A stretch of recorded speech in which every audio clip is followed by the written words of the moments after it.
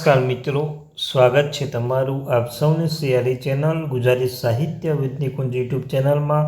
હું નિકુંજ પરમાર આપ સૌનું દિલથી આજના વિડીયોમાં સ્વાગત કરું છું. મિત્રો, આજના વિડીયોમાં ચર્ચા કરીશું નિવૃત્તિ પેન્શનરો માટે લઘુત્તમ માસિક પેન્શનમાં આજ તારીખ 30/7/2026થી કરાયેલ ₹7,500નો વધારો.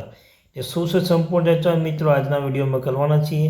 જો તમે ચેનલમાં નવા છો તો આપણી ચેનલને સબસ્ક્રાઈબ કરી દો, વિડીયોને લાઇક કરજો. આપણી આ ચેનલ પર મિત્રો સરકારી કર્મચારી, નિવૃત્ત કર્મચારી, પેન્શનધારક બાબતે હર એક અપડેટ મળતી રહેશે. તો આપણી આ ચેનલ એટલે ગુજરાતી સાહિત્ય વિદ નિકુંજ ચેનલને સબસ્ક્રાઈબ કરીને બેલ આઇકન બટન દબાવવાનું ભૂલશો નહીં. શું છે સંપૂર્ણ ચર્ચા આજના વિડીયોમાં કરવાના છીએ. તો ચાલો મિત્રો વધારે સમય ન બગાડતા વિડીયોની શરૂઆત કરીએ. તો સૌપ્રથમ મિત્રો EPS 95 પેન્શનની લઘુત્તમ પેન્શન 1,000થી વધારીને 7,500 પ્રતિ માસ કરવાની માંગ હજુ સુધી ઉકેલાઈ નથી.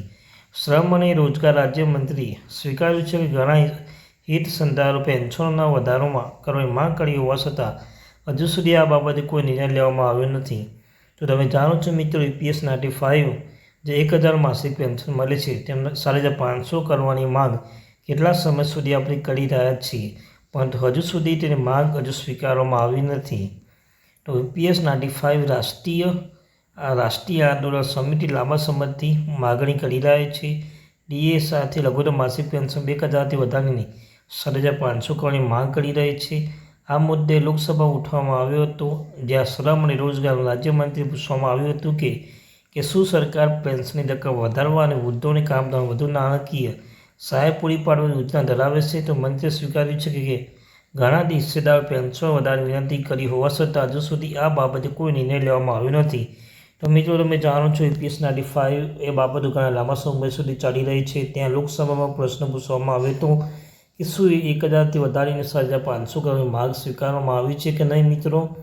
ત્યારબાદ લઘુત્તમ પેન્શન વધારવા અંગે સરકાર સ્પષ્ટ જવાબ આપ્યો છે કે 20 જુલાઈના રોજ લોકસભામાં એક લિખિત જવાબમાં શ્રમ અને રોજગાર રાજ્યમંત્રી શોભા કરંદલાજેએ જણાવ્યું છે કે કર્મચારીઓની પેન્શન યોજના EPS 1995માં લઘુત્તમ પેન્શનમાં 1,000 પ્રતિ માસથી વધારવા માટે ટ્રેડ યુનિયનો અને જનપ્રતિનિધિઓ સહિત વિવિધ હિતધારકો તરફથી રજૂઆત થઈ હોય છે.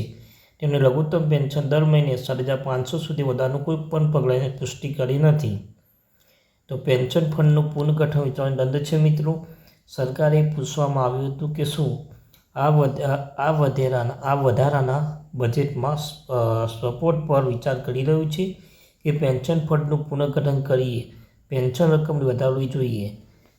મિત્રો ત્યાં સમજાવ્યું છે કે EPS 95માં એક નિર્ધારિત લાભ સામાજિક સુરક્ષા યોજના છે, જે લાભો કેટલાક યોગદાન સાથે જોડાયેલો છે અને નિર્ધારિત ચૂકવણી પણ પ્રદાન કરે છે મિત્રો. ત્યારબાદ કર્મચારી પેન્શન ફંડનું ભંડોળ આના દ્વારા બનાવવામાં આવે છે. નોકરદાતાનું યોગદાન પેન્શન ફંડમાં વેતન 8.33%, કેન્દ્ર સરકારના યોગદાન બજેટથી સપોર્ટદાર વેતનમાં 1.99 માસિક પગાર ઉપરાંત 15,000ને આધીન.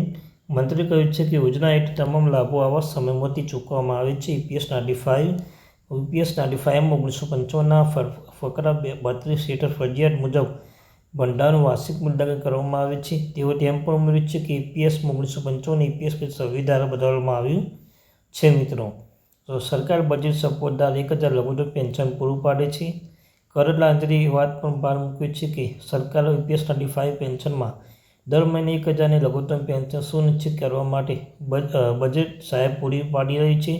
તેમણે કહ્યું છે કે સરકાર બજેટ સપોર્ટદાર EPS 1955 હેઠળ પેન્શન દર મહિને ઓછામાં ઓછું 1,000 પેન્શન આપી રહ્યું છે, પણ એ સ્પષ્ટતા કરી છે કે સરકાર દ્વારા EPS આપવામાં આવતા 1.16 વેતન યોગદાનથી અલગ છે, જેનું સંચાલન કર્મચારીના ભવિષ્ય નિધિ સંગઠન EPF દ્વારા કરવામાં આવે છે. જેને અંતમાં વાત કરી લઈએ કે પેન્શન વધારવા માટે કઈ સમયમર્યાદા જાહેર કરવામાં આવી છે. તો સરકારે એ પણ પ્રશ્ન પૂછવામાં આવ્યો છે કે લાખો વૃદ્ધ પેન્શનની માગણી પર અંતિમ નિર્ણય ક્યારે લેશે.